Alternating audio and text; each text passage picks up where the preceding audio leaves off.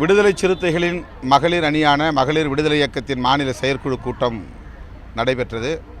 வருகிற அக்டோபர் 31ஆம் தேதி திருச்சிராப்பள்ளியில் மது ஒழிப்பு மகளிர் மாநாடு ஒன்றை நடத்துவதென இந்த கூட்டத்தில் தீர்மானிக்கப்பட்டது. கடந்த செப்டம்பர் 17 பெரியார் பிறந்த நாளிலிருந்து அக்டோபர் 2 காந்தி பிறந்த நாள் வரையில் 16 நாட்கள் தமிழகம் முழுவதும் விடுதலை சிறுத்தைகள் கட்சியின் சார்பில் மது ஒழிப்பு பரப்பு இயக்கத்தை மேற்கொண்டோம். வீடு வீடாக சென்று துண்டறிக்கைகளை விநியோகம் செய்து தமிழக அரசு மதுக்கடைகளை மூட வேண்டும், இந்திய அரசு மதுவிலக்கு கொள்கையை தேசிய கொள்கையாக அறிவிக்க வேண்டும் என்கிற கோரிக்கையை வலியுறுத்துகிற வகையில் விழிப்புணர்வு பிரச்சாரத்தை மேற்கொண்டோம். அதன் தொடர்ச்சியாக தமிழகம் முழுவதும் பல்லாயிரக்கணக்கான பெண்களை திரட்டி தமிழக அரசுக்கு இந்த 2 கோரிக்கைகளை வலியுறுத்துகிற வகையில் மது ஒழிப்பு மகளிர் மாநாட்டை நடத்த தீர்மானித்திருக்கிறோம். சார், அந்த அன்புமணி ராமதாஸ் மருத்துவக் கல்லூரிகள் அனுமதி வழங்குறது முறைகேடாக அனுமதி வழங்கினார் சிபிஐயில் வழக்கு தொடர்ந்தாங்க. இப்போ அவர் மீது இன்னைக்கு சிபிஐ சிறப்பு நீதிமன்றம் குற்றப்பத்திரிகை, அதாவது குற்றச்சாட்டை பதிவு செய்யலான்றது ஒரு தீர்ப்பு அளிச்சிருக்காங்க. இதை பற்றி உங்களுடைய கருத்து என்ன சார்? இது பற்றி பாமக நிறுவனர் தான் பதில் சொல்ல வேண்டும். எமக்கு அதில் கருத்து சொல்ல எதுவும் இல்லை.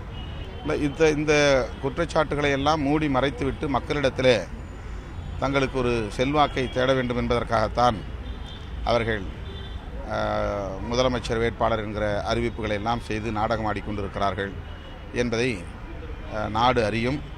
இன்றைக்கு அது சிபிஐ மூலமாக வெளிச்சத்திற்கு வந்திருக்கிறது.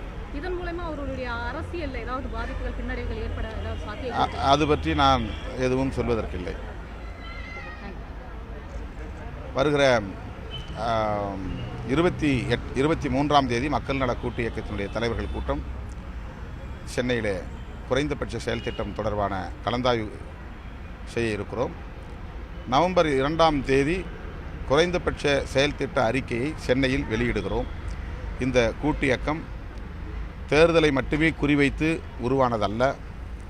தொடர்ந்து மத்திய மாநில அரசுகளின் மக்கள் விரோத கொள்கைகளை எதிர்த்து போராடுவது என்கிற அடிப்படையில் இந்த கூட்டு இயக்கம் உருவாகி இருக்கிறது. இந்த இயக்கத்தில்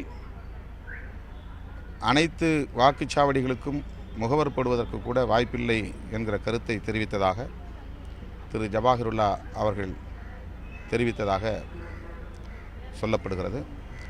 இது எந்த வகையிலும் ஒரு அவதூறு அல்ல, அடா பழியும் அல்ல, ஒரு அரசியல் விமர்சனம் என்கிற அளவில்தான் விடுதலை சிறுத்தைகளும் கூட்டு இயக்க தலைவர்களும் பார்க்கிறோம்.